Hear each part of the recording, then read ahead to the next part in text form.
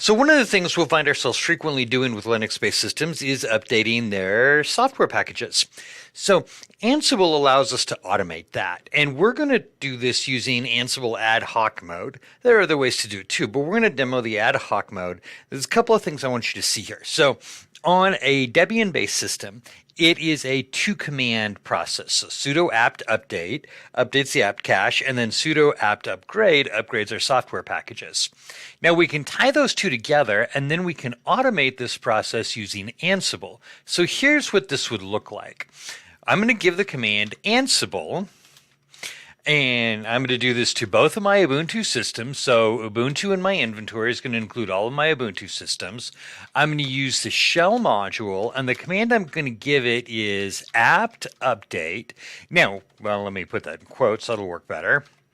Apt update, and then I also need to do an apt upgrade. So rather than doing this as two separate commands, I'm going to use my double ampersand there, which basically says run this command, and then after this command is completed successfully, run the next command, which is going to be apt upgrade. Now, if I don't get a successful update, then it won't do an upgrade. Now, if you've done this before, you know that when you do an upgrade, it's going to ask you to confirm, are you sure you want to do this? So we're going to say -y, which is going to pass that automatically. It's going to say, yes, go ahead and do the updates. Now, in order for this to work, I have to have it run in sudo mode. And you'll notice I didn't do sudo in my command here. It's because in Ansible, what we'll do is --, let me make sure I have a space there, --, become, which is become root. And then I'm going to have to ask it for the become password. So --, ask become -pass. Now, what this should do is this should look up in my inventory file. I didn't specify which one, so it's using the default inventory file. So it's the host file in the etc Ansible directory. It'll look up a group called Ubuntu, and using the shell module, it will send this command to every device that's listed in that group. And I have two of them, Ubuntu 1 and Ubuntu 2. It will promote to or elevate to root, and then that asks for the become password to do that. So I'm going to hit enter, and the first thing it does is ask for my become password. And so I'm going to put in my password that it'll use for that.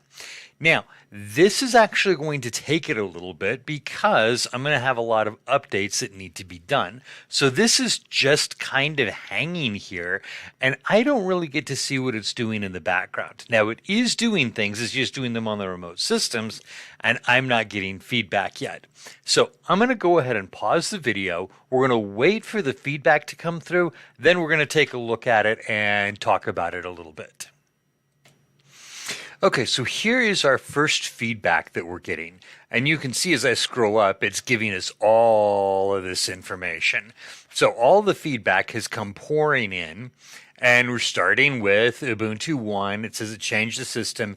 And then here's all the feedback here. We're getting information, updating our apt cache. 67 packages can be upgraded. We're calculating the upgrade.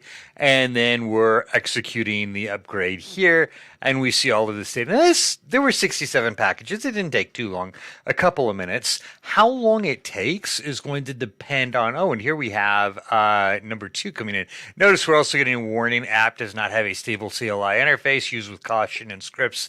It works fine for this. And so here's everything from Ubuntu 2. So both of my machines now have updated, and we can see all of the update responses. Now, if I want to verify this another way, I'm going to SSH to my username at Ubuntu 1, spell Ubuntu correctly, and I'm going to log in, and I'm going to run a sudo apt update. And if everything worked right, and I've already seen the feedback, so we should know that it did, but if it worked correctly, when I run this, it should tell me all packages are up to date. Okay, perfect. So I have now used, let me go ahead and bring this command back up so we can see it again real quick. I've used this command to automatically update all software packages on all of my devices, all of my Ubuntu devices through Ansible.